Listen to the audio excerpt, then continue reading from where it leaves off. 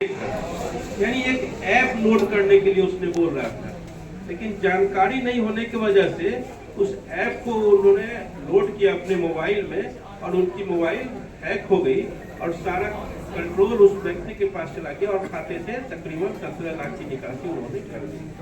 तो पहला, जब भी आपको कोई फोन आए कहीं से भी, हम इस बैंक से बोल रहे हैं, स्टेट बैंक से बोल रहे हैं, बैंक से बोल रहे हैं, हेड ऑफिस से बोल रहे हैं, मुंबई से बोल रहे हैं, तो आज के डेट में बैंक के पास उतनी समय नहीं है कि वो आपको बोले कि हम आपका काम ये है, आइए केवाईसी करा देते हैं, आइए पेंशन करा देते हैं। जब आप जाते हैं काउंटर पे तो वहां पर तो बता नहीं पा रहे, तो आपको फोन करके वो क्या बताएंगे। तो सबसे पहला काम आप यही कि ठीक है भाई, आपको ज्यादा चिंता करने की जरूरत नहीं है, हम खुद ही बैंक चले जाएंगे, ठीक है ना। हम बैंक से जा करके मैनेजर साहब से मिल लेंगे, बात करके अपना काम करा लेंगे, आप टेंशन में मत आइए, ठीक है, पहला काम।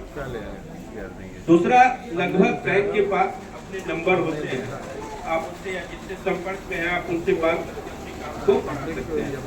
लालच और भय आपको अमीर बनाने का, लॉटरी बनाने का, या एक भय कि आपका खाता ब्लॉक हो जाएगा, एटीएम ब्लॉक हो जाएगा, वैसे किसी भी तरह के आपको प्रलोभन या भय दिखाया जा रहा हो तो आप उसको इंटरटेन ना करें, नंबर को ब्लॉक कर दें। तो हमारे बीच उपस्थित है बैंक ऑफ इंडिया से ही श्रीनिवास सर, सामान्य परिचालन विभाग, जमशेदपुर अंचल से। सर, संक्षेप में आप ही हमारे दर्शकों को बताएं। जल्दबाजी में लिख दिया।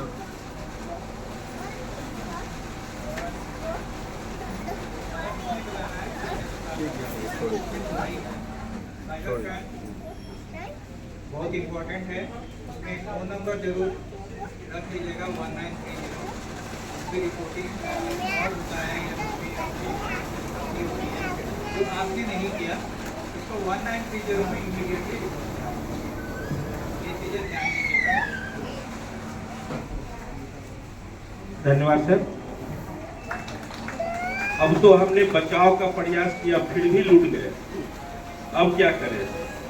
उसके लिए बैंक में जितने भी डिपॉजिटर होते हैं उनकी राशि को बैंक बीमा कर देती है कि अगर कस्टमर के साथ कोई धोखाधड़ी किसी के द्वारा किया जाता है तो बीमा कंपनी उस राशि का भुगतान करे और उसके प्रीमियम बैंक खुद भुगतान करती है।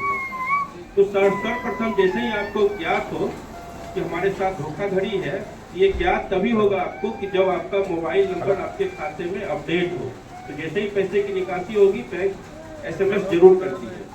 आप तत्काल अगर खुली हुई बैंक खुला हुआ है तो बैंक से संपर्क करें, और नहीं तो थाने में या टोल फ्री नंबर पे जो साइबर क्राइम का नंबर है आप उससे रिपोर्ट करें। तुरंत एक FIR करें। FIR की कॉपी संबंधित बैंक शाखा में जो आपकी है आप वहाँ FIR की कॉपी दें और अपना आवेदन दें। इसमें आप विलम्ब न करें, बैंक आगे की क्लेम प्रोसेस की प्रक्रिया वो अपनाएगी और प्रयास करेगी कि आपकी धोखाधड़ी हुई है वो आपकी राशि को वापस करें। कुछ इस तरह की भी घटनाएं घटती हैं कि आपके पास ATM है, आपने पैसा निकासी नहीं किया लेकिन आपके पैसे खाते से निकल गए। अब आप बोल रहे हैं कि हम तो निकासी किया नहीं है। तो एक लाइव घटना भी इसी बैंक में हुई थी कि कस्टमर ने आके बोला कि हमने अपने ATM से पैसा नहीं निकाला है लेकिन हमारे खाते से राशि निकल गई है। तो उसमें देखा गया कि 50 से 60 हजार, 10-10 हजार, 15 हजार करके निकाला गया और उसके बाद वो रोक दिया।